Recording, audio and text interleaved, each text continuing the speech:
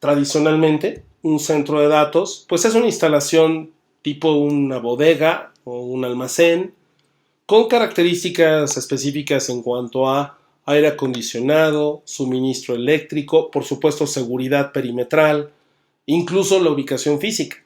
La mayoría de los centros de datos de misión crítica que se tienen hoy en día, y se entiende por misión crítica aquellos que conservan servicios que son fundamentales para la operación de algo, la seguridad nacional, los servicios de salud, el sistema de administración tributaria, ¿no? El cobro de impuestos, los servicios del gobierno, el control de los semáforos, o sea, todo eso son servicios críticos.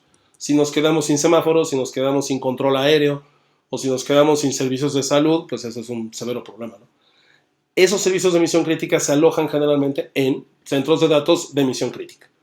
Y los centros de datos de misión crítica generalmente se ubican en zonas, por ejemplo, con bajo impacto sísmico, generalmente cercano a fuentes de energía, no nada más una, al menos dos, como lo hemos dicho, todo es redundante en estos servicios, por si falla uno, pues está el otro.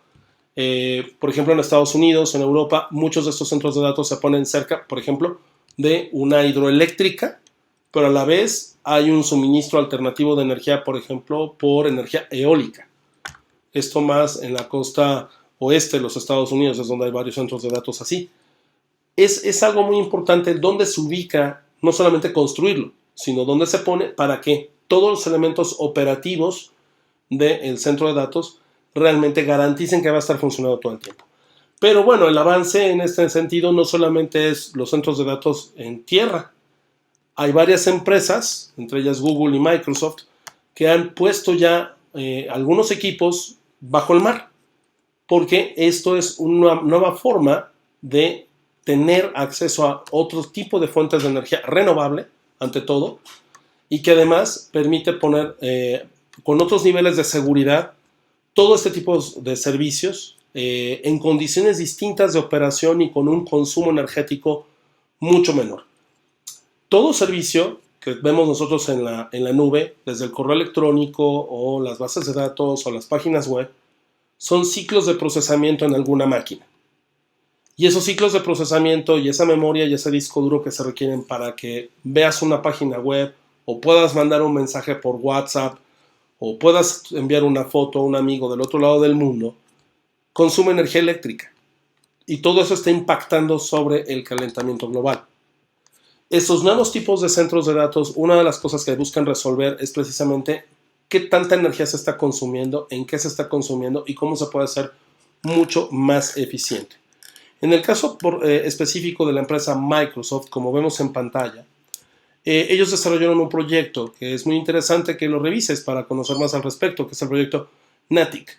El proyecto NATIC básicamente es poner servidores bajo el agua, servidores en el océano. Esto se pone en unos contenedores, que son como unos cilindros enormes, en donde se colocan dentro de los contenedores o dentro de estos cilindros los racks donde se ubican tradicionalmente los servidores, como en el caso de cualquier otro tipo de nube. En el caso particular de este proyecto, incluso te muestran imágenes en vivo de cómo está el cilindro bajo el agua, donde está operando y cómo está conectado a través de fibra óptica, por supuesto, y demás, para tener acceso a lo que es toda la comunicación en la red. Algunos datos interesantes es que, por ejemplo, estos cilindros los han puesto en varios lugares, uno de ellos es en Escocia, y las características, por ejemplo, de este contenedor, es un contenedor de 12.2 metros de largo, 2.8 metros de diámetro, o lo que es lo mismo 3.18 metros, incluyendo los componentes externos, y es el equivalente a lo que se conoce como un contenedor ISO, o estándar, de esos que hemos visto en trailers y en los puertos, etcétera, etcétera, de 40 pies. Tiene una longitud de comunicación hacia la superficie por una longitud total de 14.3 metros, y lo que utiliza de energía eléctrica es totalmente energía eléctrica producida por fuentes renovables. 100% es fuente renovable, tanto por energía solar, celdas que están en la costa, como por el viento, algunos componentes de eólicos que se ponen también ahí, de estos enormes motores eólicos para la generación de energía eléctrica. Y algo muy importante, utiliza también la energía de las olas. Y con esa energía de las olas también le suministra de corriente eléctrica a el contenedor. En total está teniendo un consumo de 240 kilowatts.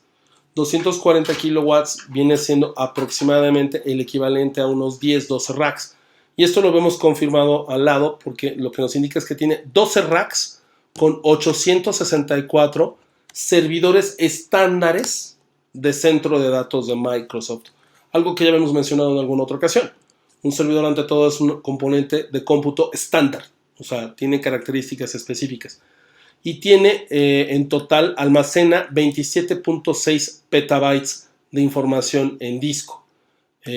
Lo que equivale a poder tener registrado la información de 5 millones de películas dentro de ese data center. Se encuentra precisamente en el Centro de Investigación Marina de Energía Marina en Escocia, en el Reino Unido.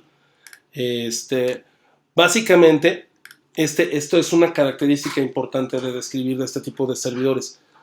La investigación que se está haciendo lo que está permitiendo es determinar cuál es el mejor diseño para, en un futuro muy cercano, ya colocar todo este tipo de contenedores en lugar de en tierra, en el mar, porque también, como sabemos, todo componente electrónico genera calor.